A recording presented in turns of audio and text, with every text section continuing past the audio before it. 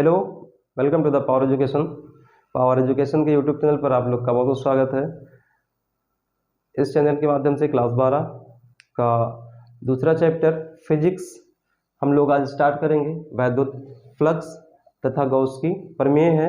और इससे पहले हम लोग पहला चैप्टर वैद्युत क्षेत्र तथा कूलाम के नियम जो है उसको समाप्त कर चुके हैं और उसका हम लोग एक एक क्वेश्चन सॉल्व किए हैं। उस वीडियो को अगर आप लोग नहीं देखे हैं तो उसका लिंक इसके डिस्क्रिप्शन में आपको दे दिया गया है, आप वहां जाकर देख सकते हैं। तो सबसे पहले हम लोग स्टार्ट करेंगे वैद्युत फ्लक्स तथा गॉस की प्रमेय। यहाँ पर सबसे पहले हम छोटी छोटी डेफिनेशन को पढ़ेंगे। जैसे हमारे पास है क्षेत्रफल सदिश क्या होता है, समतल कोण क्या होता है, घन कोण क्या होता है। इसकी सहायता से हमें सिद्ध करना है गॉस की प्रमेय और गॉस के कुछ अनुप्रयोग को हमें पढ़ना है इस चैप्टर में। तो बिना देरी के हम लोग स्टार्ट करते हैं। सबसे पहले हमें पढ़ना है क्षेत्रफल सदिश। सबसे पहले हमें पढ़ना है क्षेत्रफल सदिश। क्षेत्रफल सदिश, क्षेत्रफल सदिश का मतलब हो गया एरिया वेक्टर। एरिया वेक्टर, तो एरिया वेक्टर होता क्या है? एरिया वेक्टर का मतलब हो गया कि अगर हमारे पास सबसे पहले तो जो एरिया वेक्टर होता है ये एक सदिश राशि है। अब अगर एरिया वेक्टर एक सदिश राशि है तो इसकी दिशा भी होगी। तो जो हमारे पास क्षेत्रफल सदिश होता है वो किसी भी तल के लंबवत होता है। जैसे अगर हमारे पास कोई पृष्ठ है, इस पृष्ठ के हमेशा ये क्या हो जाएगा, लंबवत हो जाएगा। तो इसे हम लोग बोलेंगे क्या कि क्षेत्रफल सदिश एक सदिश राशि होती है जो किसी पृष्ठ के सदैव लंबवत होती है। अब पृष्ठ के लंबवत का मतलब क्या हो गया? जैसे ये हमारे पास एक कॉपी है, ये हमारे पास एक कॉपी है। अब अगर इसका तल इस प्रकार है तो इसका जो एरिया वेक्टर होगा इसके लंबवत मतलब ऊपर की ओर हो जाएगा। लंबवत का मतलब क्या हो गया? ऊपर की ओर। अगर हमने कहा पृष्ठ इस साइड में है, अब हमारा पृष्ठ इस प्रकार से है तो इसका जो एरिया वेक्टर हो जाएगा आपके साइड में हो जाएगा, मतलब कैमरे के साइड में हो जाएगा। हमेशा क्या रहेगा? इसके लंबवत रहेगा। जैसे हमने कहा ये हमारा एक पृष्ठ है और इसका जो एरिया वेक्टर होगा इसके क्या हो जाएगा? लंबवत हो जाएगा। और एरिया वेक्टर को हम लिख लिखते हैं एन कैप से। और जो ये पृष्ठ है इसको हमने मान लिया ए, तो यहाँ से हमें क्या मिलेगा? वेक्टर ए बराबर ए इंटू एन कैप। तो इसे कैसे डिफाइन करेंगे? इसको लिखते हैं यह एक सदिश राशि है, यह एक सदिश राशि है, सदिश राशि है जिसकी दिशा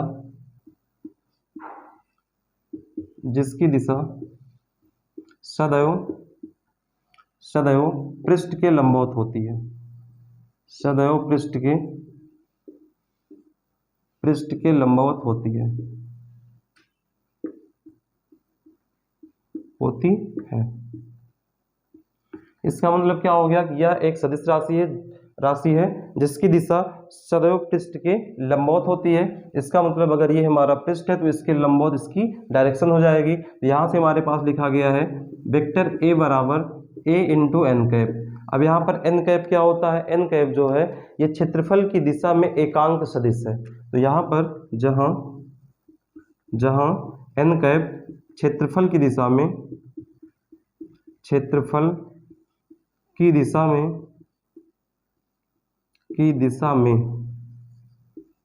एकांक सदिश या एकक सदिश और ए क्या है? ए हमारा जो होता है वो क्षेत्रफल का परिमाण, ठीक है। तो ये हमारा क्या हो गया? क्षेत्रफल सदिश। इसके आगे में दूसरा क्या पढ़ना है? दूसरा हम लोग पढ़ेंगे समतल कोण क्या होता है। क्या पढ़ेंगे? समतल कोण।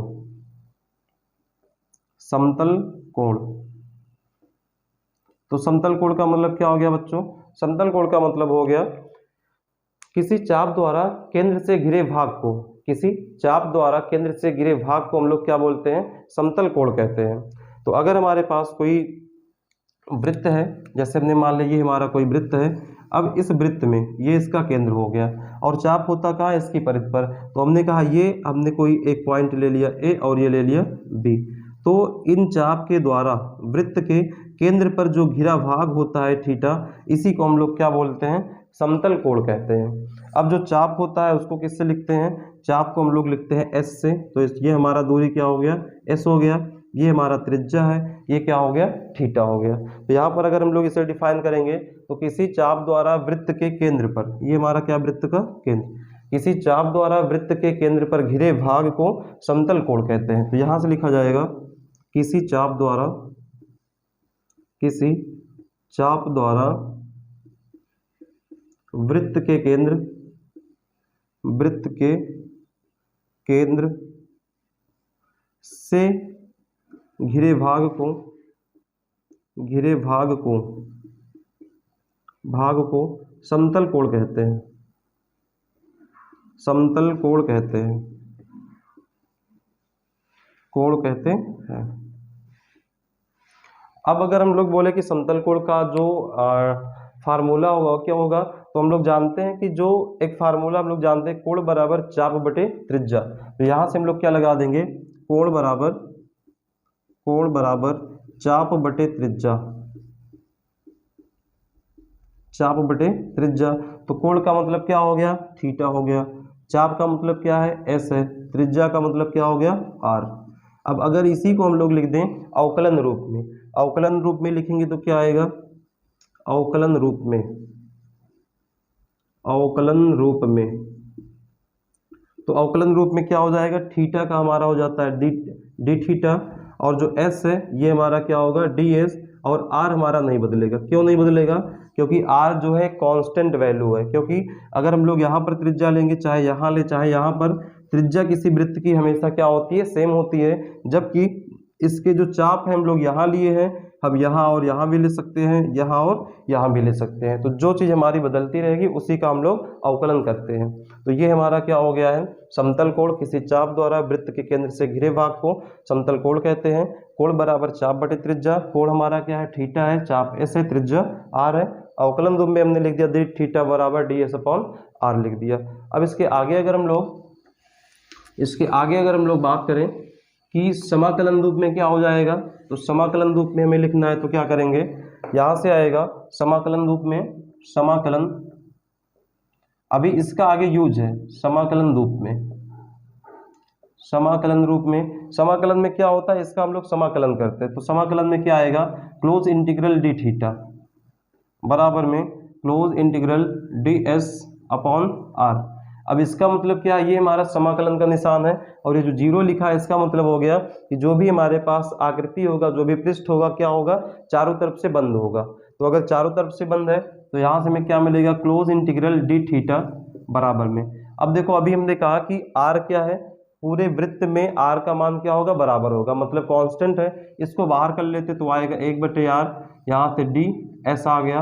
अब अगर 1/r अगर हम लोग इसका मान निकालें, ये क्या है, क्लोज इंटीग्रल डी एस का मतलब क्या है, चाप है। अब इससे किनारे किनारे अगर हम लोग पूरा चलेंगे तो वृत्त की परिधि कहलाएगी। मतलब किसी वृत्त के किनारे किनारे एक चक्कर लगाने में जो दूरी होती है उसे हम लोग परिधि कहते हैं। तो वृत्त की परिधि किसके बराबर होती है, 2πr के बराबर, 2πr के बराबर। r से r कैंसिल हो गया, तो यहाँ से क्या मिल गया, क्लोज इंटीग्रल डी थीटा बराबर 2π।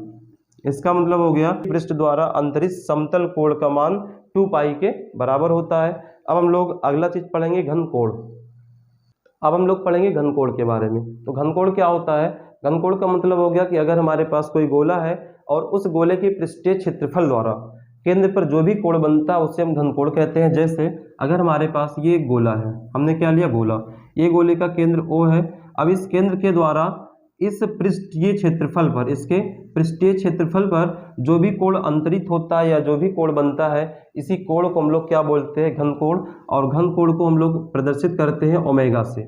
और ये हमारा पूरा जो क्षेत्रफल है, अगर ए मान ले तो इसका क्या हो जाएगा, डी ए हो जाएगा, ठीक है। और हमारी त्रिज्या क्या होती है, आर होती है। त्रिज्या क्या होती है, आर होती है। हमारा घन कोण का मतलब हो गया ओमेगा। तो यहाँ से हम लोग क्या बोलेंगे कि किसी गोले के पृष्ठीय क्षेत्रफल द्वारा, किसी गोले के पृष्ठीय क्षेत्रफल द्वारा केंद्र पर बने कोण को घन कोण कहते हैं। तो यहाँ पर लिख लिया जाए, किसी गोले के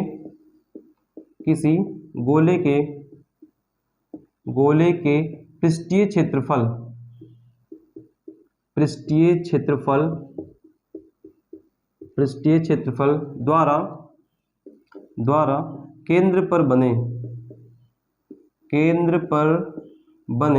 केंद्र पर बने कोण को घन कोण कहते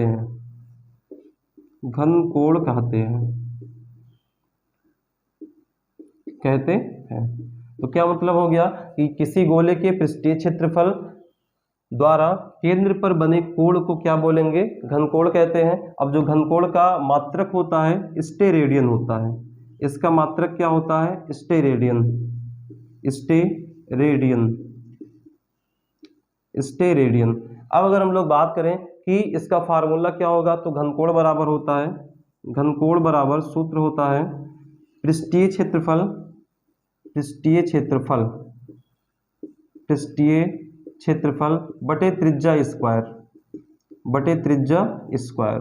तो यहाँ से भैया अगर हम लोग घनकोण का मान रखें तो घनकोण का मान हमने क्या माना है? ओमेगा। तो ये हमारा क्या ओमेगा बराबर पृष्ठीय क्षेत्रफल क्या है? ए है, और त्रिज्या स्क्वायर मतलब त्रिज्या क्या? R square. तो ये हमारा फार्मूला आ गया घनकोण का, ओमेगा बराबर ए बटे आर स्क्वायर। अब अगर हम लोग इसका अवकलन रूप लिख दें, अवकलन रूप, अवकलन रूप, तो अवकलन रूप में लिखेंगे तो क्या आएगा? हम लोग क्या करेंगे? ओमेगा का क्या हो जाएगा? डी ओमेगा, डी ओमेगा बराबर में पृष्ठीय क्षेत्रफल डी ए, और उसके बाद आर जो है हमेशा आर स्क्वायर ही रहेगा, क्योंकि चाहे गोला हो या हमारे पास वृत्त हो उसकी त्रिज्याएं हमेशा सदैव सेम रहती है। तो अब अगर इसे हम लोग लिख दें, अब अगर इसे हम लोग लिख दें समाकलन रूप में, समाकलन रूप में, समाकलन का मतलब हो गया इंटीग्रल फॉर्म। तो समाकलन का मतलब क्या हो गया? अब हमारा गोला कैसा है? बंद है। तो हम लोग यहाँ पर क्या लगा दें? क्लोज इंटीग्रल डी ओमेगा बराबर, यहाँ पर आ गया close integral d a upon r square. यहाँ से क्या हो गया? डी ओमेगा बराबर डी, सॉरी, एक बटे आर स्क्वायर क्या है? कांस्टेंट है। त्रिज्या क्या होती है? Constant. Close integral d a. अब देखो क्लोज इंटीग्रल डी ए का मतलब क्या हो गया कि गोले का पृष्ठीय क्षेत्रफल, और गोले का जो पृष्ठीय क्षेत्रफल होता है वो 4 पाई आर स्क्वायर के बराबर होता है। ये जो गोले का पृष्ठीय क्षेत्रफल होता है 4 पाई आर स्क्वायर के बराबर होता है। तो इसकी जगह पे हम लोग क्या रख देंगे? 4 पाई आर स्क्वायर। तो डी ओमेगा बराबर 1 बटे आर स्क्वायर गुणे 4 पाई आर स्क्वायर। आर स्क्वायर से आर स्क्वायर कैंसिल आउट, यहाँ से मिल गया D, close integral D omega बराबर 4 पाई। इसका मतलब क्या हो गया कि किसी गोले पर जो भी हमारा अंतरित घनकोण होता है उसका मान होता है 4 पाई। किसी गोले पर अंतरित जो घनकोण होता है उसका मान क्या होता है? 4 पाई के बराबर होता है। इसका यूज अभी हम लोग करेंगे गॉस की प्रमेय को सिद्ध करने के लिए। तो अगला टॉपिक जो है, हाँ, और इसका आप नोट्स जो है बढ़िया से बनाते रहिए, क्योंकि नोट्स अपने हिसाब से बनाएंगे तो ज़्यादा बेटर रहेगा। तो अब हम लोग इसके आगे पढ़ेंगे वैद्युत क्षेत्र वैद्युत फ्लक्स किसे कहते हैं। इसके आगे हम लोग पढ़ेंगे वैद्युत फ्लक्स किसे कहते हैं।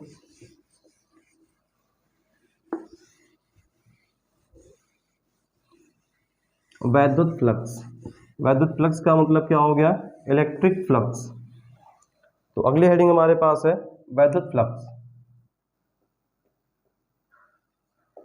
वैद्युत फ्लक्स, इलेक्ट्रिक फ्लक्स।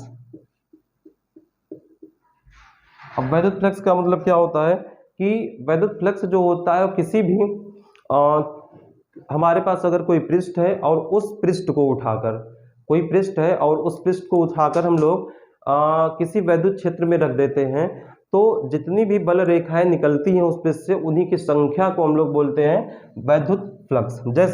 जैसे अभी हमने क्या कहा कि ये हमारा एक समान वैद्युत क्षेत्र है, एक समान वैद्युत क्षेत्र है, एक समान वैद्युत क्षेत्र वेक्टर ई है।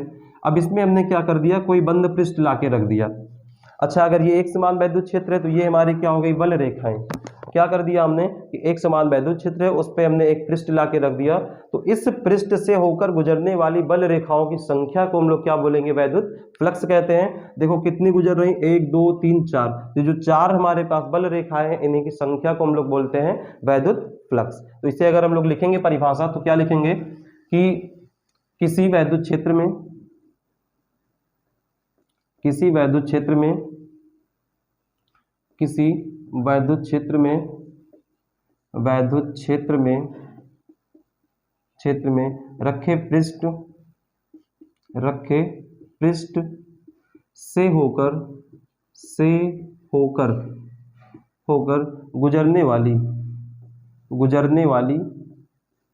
गुजरने वाली बल रेखाओं की संख्या को, बल रेखाओं बल रेखाओं की संख्या को वैद्युत फ्लक्स कहते हैं,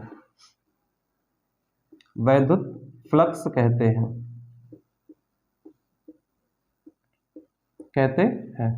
तो क्या हो गया कि किसी वैद्युत क्षेत्र में रखे किसी पृष्ठ से होकर गुजरने वाली बल रेखाओं की संख्या को हम लोग क्या बोलेंगे, वैद्युत फ्लक्स कहते हैं। अब जो वैद्युत फ्लक्स है उसे हम लोग फाई ई से प्रदर्शित करते हैं, फाई ई, या कहीं कहीं आपका रहता है d phi e, phi e या डी फाई ई से प्रदर्शित करते हैं,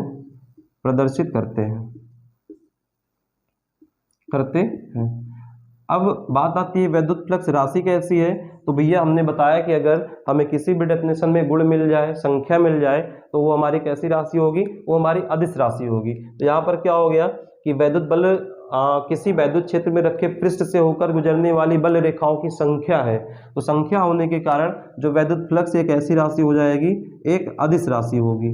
क्या होगी, अदिश राशि है, अदिश राशि है। अब अगर हम लोग इसका एक फार्मूला लिखेंगे तो फार्मूला हमारे पास क्या है कि अगर हमारे पास कोई वैद्युत क्षेत्र E है और इसका जो क्षेत्रफल है वो A है, तो फार्मूला क्या होता है कि अगर हमारे पास कोई वैद्युत क्षेत्र E और उसमें जो पृष्ठ हमने रखा उसका पृष्ठीय क्षेत्रफल A है, तो फाई ई बराबर क्या होता है, फाई ई बराबर फार्मूला है E इंटू ए, अब अगर हम लोग मान लें कि जो हमारा ये क्षेत्रफल है, जो हमारा ये क्या है, पृष्ठीय क्षेत्रफल है, ये वैद्युत क्षेत्र के साथ थीटा कोण बना रहा है। ये क्या बना रहा है, वैद्युत क्षेत्र के साथ कुछ एंगल बना रहा है, मतलब थीटा कोण बना रहा है। तो इसका फार्मूला हमारे पास क्या हो जाएगा, अगला पॉइंट हमारा है, यदि यदि यदि वैद्युत क्षेत्र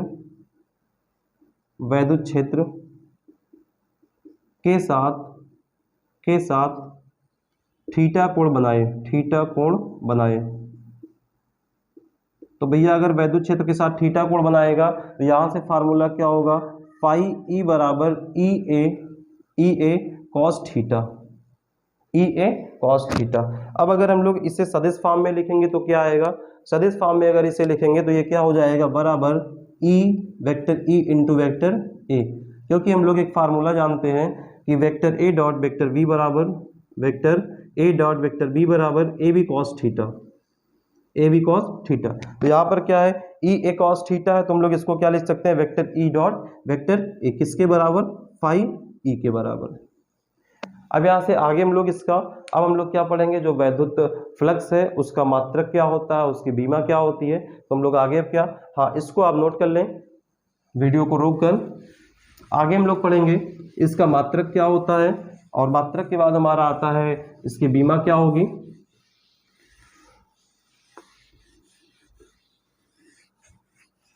तो चलिए ठीक है, हम लोग आगे क्या पढ़ते हैं, मात्रक, पहले हम लोग मात्रक पढ़ेंगे। तो मात्रक के लिए भी फार्मूला क्या आया, फाई ई बराबर ई ए का मात्रक क्या होता है, न्यूटन प्रति कूलाम, ए का मात्रक क्या होता है, मीटर स्क्वायर। तो यहाँ से क्या बन गया, न्यूटन प्रति कूलाम और मीटर स्क्वायर, या इसको ऐसे भी बोल सकते हैं, न्यूटन मीटर स्क्वायर पर कूलाम। अब अगर बच्चों हम इसकी बीमा लिखें तो बीमा क्या आएगी, बीमा हमारे पास इसकी आएगी, न्यूटन मतलब बल है, बल की बीमा क्या होगी, MLT-2, मीटर स्क्वायर मतलब लंबाई है, तो हमने लिख दिया L स्क्वायर, बटे में क्या, कूलाम का मतलब क्या हो गया, Q बराबर IT, और इसकी बीमा क्या होती है, AT होता है। तो यहाँ से जो कूलाम आवेश की बीमा क्या हो जाएगा, AT हो जाएगा। इसको थोड़ा हम लोग सॉल्व करेंगे, तो सबसे पहले क्या है, M लिखते हैं, M अकेला है, उसके बाद देखो L स्क्वायर L1, तो कितना हो गया, L की पावर 3 हो गया, T को ऊपर ले जाएंगे -1, तो 2 में 1 जोड़ेंगे तो आ जाएगा T की पावर -3, A को ऊपर ले गए तो A की पावर -1, तो ये हमारा क्या हो गया, इसकी बीमा हो गई। ठीक, अब हम लोग आगे बात करेंगे गॉस की प्रमेय। तो अब हमारा क्या है हेडिंग, गॉस की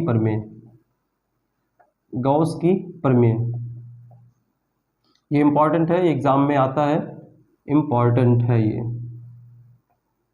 गॉस थ्योरम्स।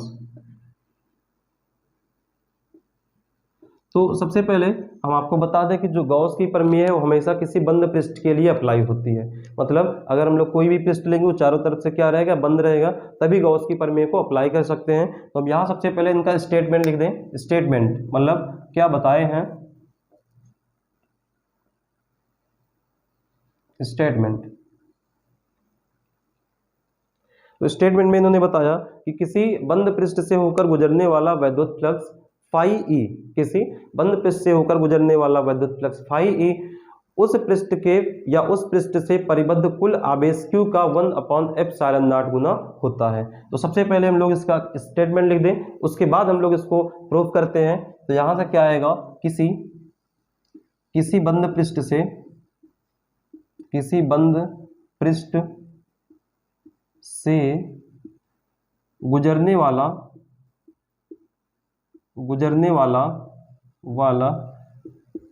वैद्युत फ्लक्स, तो वैद्युत फ्लक्स को हम लोग किससे लिखते हैं, फाई ई। गुजरने वाला वैद्युत फ्लक्स फाई ई उस पृष्ठ से या उस पृष्ठ द्वारा परिबद्ध कुल आवेश Q का 1/ε0 गुना होता है।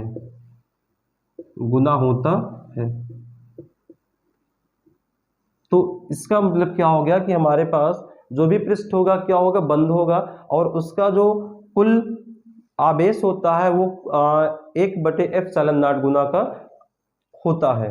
तो अब यहाँ से हम लोग क्या कर लेंगे, सबसे पहले अगर हम लोग मान लें कि अगर हमारे पास कोई पृष्ठ है उसका क्षेत्रफल A, तो यहाँ पर उसका क्षेत्रफल A है, तो वहाँ से गुजरने वाला जो कुल फ्लक्स होगा वो फाई ई बराबर क्या हो जाएगा, Q का 1/ε0 गुना। इसका मतलब क्या हो गया, फाई ई बराबर Q/ε0, जहाँ ε0 क्या है, निर्वात या वायु की वैद्युतशीलता, वायु की वैद्युतशीलता है,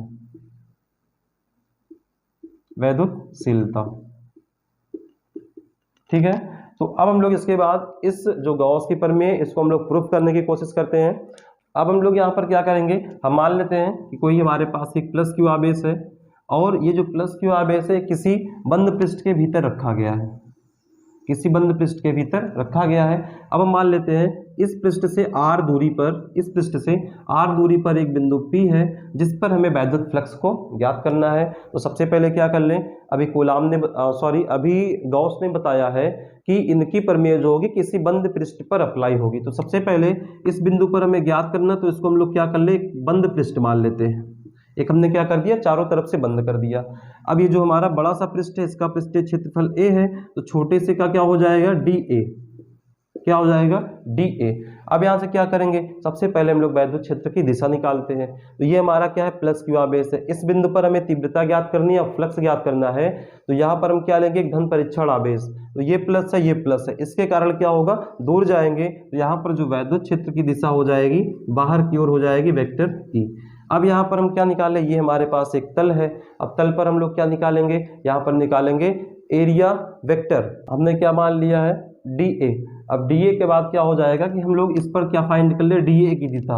अब DA की दिशा ज्ञात करने के लिए हम लोग क्या करते हैं, सबसे पहले अब DA का मतलब क्या है, क्षेत्रफल सदिश है। अब क्षेत्रफल सदिश क्या होता है, किसी भी तल के लंबवत। अब देखो हमारा जिस बिंदु पर हमें क्षेत्रफल सदिश ज्ञात करना होगा इस पर हम एक स्पर्श रेखा खींचते हैं। इस पर हमने क्या खींच लिया, स्पर्श रेखा। और जो हमारा क्षेत्रफल सदिश होता है वो किसी भी तल के लंबवत होता है। ये स्पर्श रेखा होगी, मतलब तल हमारा इस प्रकार से है। अब तल हमारा इस प्रकार से है, ये वाला जो हमारा ग्रीन कलर का ये तल है, और इस तल के लंबवत क्या हो जाएगा, इसका एरिया वेक्टर। तो एरिया वेक्टर इसका कहाँ जाएगा, इस तल के लंबवत, मतलब ये हमारा क्या हो गया, DA। और इसी को हम लोग क्या बोल रहे, N कैप। अब देखेंगे तो E और DA एक दूसरे के क्या है, समांतर है, और दो समांतर रेखाओं के बीच में कोण कितना बनता है, 0 डिग्री का बनता है। ठीक है। अब हम लोग यहाँ पर जैसे अगर हम लोग को इसी को यहाँ पर ज्ञात करना, इस बिंदु पर हमें क्या ज्ञात करना है, डी ए का मान, तो क्या करें, सबसे पहले इस पर एक स्पर्श रेखा खींच दें, हमने ये खींच दिया। अब स्पर्श रेखा के लंबवत क्या होता है, एरिया वेक्टर, तो इसके लंबवत हो जाएगा एरिया वेक्टर, तो किसी भी पॉइंट पर हम ज्ञात कर सकते हैं। तो अब बच्चों सबसे पहले हम लोग यहाँ क्या लिख दें कि डी ए से होकर गुजरने वाला वैद्युत फ्लक्स, तो यहाँ पर लिख दिया जाए डी ए से गुजरने वाला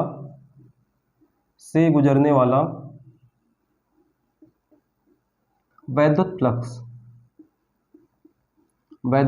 फ्लक्स, तो डी ए से गुजरने वाला वैद्युत फ्लक्स क्या होगा, ये फाई ई बराबर E into D A, vector में लिखेंगे। अब ई डी ए बराबर किसके होता है, ई डी ए मतलब vector E dot vector D A बराबर होता है E D A cos theta, तो ये किसके बराबर होगा, E D A cos theta. अभी हम लोगों ने देखा थीटा की वैल्यू क्या आई, 0, तो यहां से क्या लिख दिया जाए, डी ई बराबर ई डी ए कॉस 0, तो यहाँ हमने क्या लिख दिया, थीटा की वैल्यू 0, और हम जानते हैं कॉस 0 की वैल्यू 1 होती है, तो यहाँ से हमारे पास क्या आ गया, फाई ई बराबर ई डी ए, कॉस 0 की वैल्यू क्या हो गई, कॉस 0 की वैल्यू हमारे पास 1 हो गई।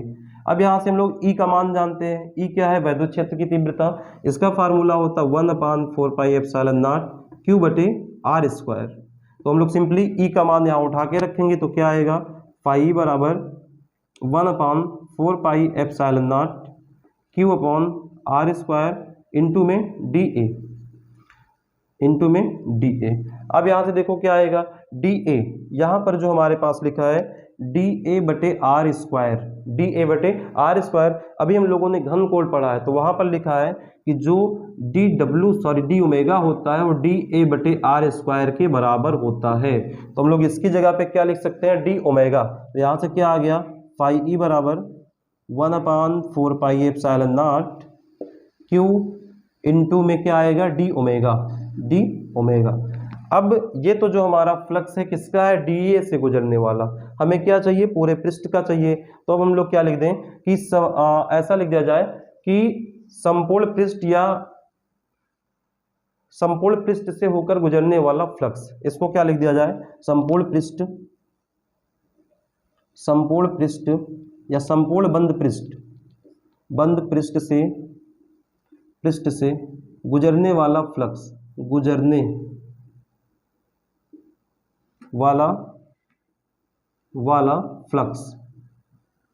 तो अब जो संपूर्ण फ्लक्स हो जाएगा, इसके लिए हम लोग क्या कर दे बच्चा, हम लोगों ने एक सूक्ष्म निकाल दिया छोटा सा, अब संपूर्ण के लिए इसका कर देते हैं समाकलन, तो समाकलन करेंगे तो क्या मिलेगा, फाई ई बराबर 1/4 pi epsilon not into Q, समाकलन किसका होगा, डी ओमेगा का, तो ये हो गया क्लोज इंटीग्रल डी ओमेगा। अब यहाँ से हमको क्या मिल जाएगा, अब यहाँ से हम लोगों ने देखा है कि घनकोण में जो क्लोज इंटीग्रल डी ओमेगा होती है, इसकी वैल्यू क्या आई थी, 4 पाई के बराबर, इसके जगह पे हम लोग क्या लिख देंगे, 4 पाई, तो क्या मिलेगा, फाई ई बराबर 1/4 pi epsilon naught Q into में इसकी वैल्यू क्या आई थी, 4 पाई, तो यहाँ हमने क्या लिख दिया, 4 पाई, तो ये वाला ये कट गया, फाई ई बराबर क्या आ गया भैया, क्यू बटे में एप्सिलॉन नॉट, तो इस प्रकार से हम लोगों ने प्रूफ कर दिया है कि इस प्रकार से हम लोगों ने क्या प्रूफ कर दिया है, गॉस की प्रमेय क्या हो गई कि किसी बंद पृष्ठ से होकर गुजरने वाला वैद्युत फ्लक्स फाई ई कुल आवेश का 1/एप्सिलॉन नॉट गुना होता है। तो इस प्रकार से हम लोग का गॉस की प्रमेय तक समाप्त हो गया, और अगर आपको वीडियो अच्छी लगे, समझ में आए, हेल्पफुल लगे, तो आप वीडियो को ज़्यादा से ज़्यादा शेयर करें, चैनल को सब्सक्राइब कर लें, और अगले सेशन में हम लोग मिलेंगे गॉस की प्रमेय के अनुप्रयोग के साथ। तब तक के लिए आप हंसते रहिए, मुस्कुराते रहिए और पढ़ाई करते रहिए।